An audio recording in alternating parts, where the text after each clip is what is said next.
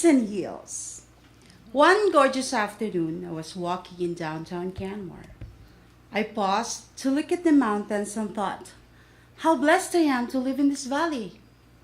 I kept walking and feeling happy and naturally ended up going into my favorite shoe store. Hi there, says the lady. Let me know if you need sizes. I said thank you and walked straight to the clearance area, wondering why they usually put clearance items in the back corner while all the new items are boldly arranged in front. Is there a marketing strategy behind it?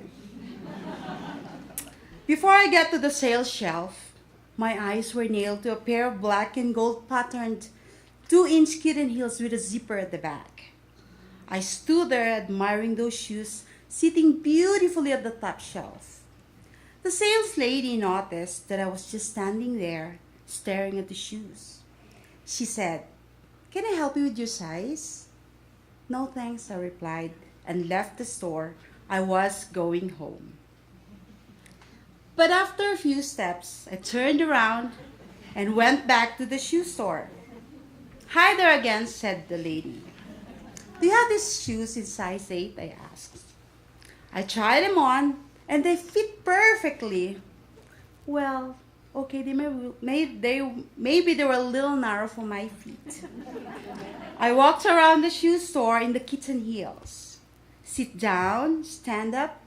I looked in the mirror and finally made my decision. I bought the shoes. Walking out of the store, I thought that buying shoes is the same as a lot of the important decisions in life. There are so many things that you have to consider. In August 2003, I made one of the hardest decisions of my life, to work overseas. It took me many sleepless nights to decide, should I go or not?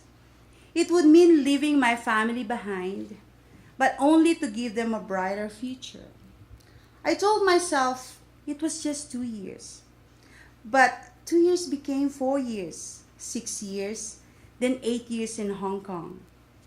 Countless nights I cried and wanted to go home, but I always came back to the reason why I was doing this. Hearing great stories from my friend who had left Hong Kong for Canada, I thought about moving to Canada. It would mean better working conditions and better money. But what excited me most was the thought of being reunited with my family. I was blessed to have the opportunity of working with a great family. They have 3 kids who I treat as if they were my own, and they accepted me as part of their family. And on May 25th, 2015, I came back to Canada, not alone, but with my husband and my 3 boys, and I was so happy. Even though my family was here in Canada, I still worked day and night. One afternoon, I rushed home to grab a quick bite for supper. As I was going out the door again, my son Nico came running to ask me, "Mama, where are you going? You just got home." I told him I wouldn't be long, just a couple of hours. Nico said, "Mama, how much will they pay you tonight?" I said, "Maybe $50. But he begged, "Can I give you $100 and just stay home?" I had to go. But as I was driving, I realized my son was right. What's the point of bringing my family over when I'm never home? From that time on, as much as I can, I keep my evenings free for my family now that I have them with me.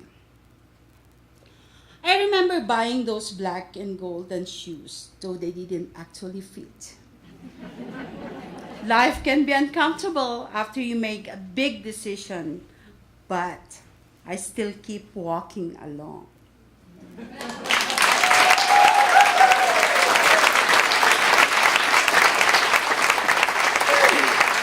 It's hard. And friends, it's my pleasure to call in Mariana Baron.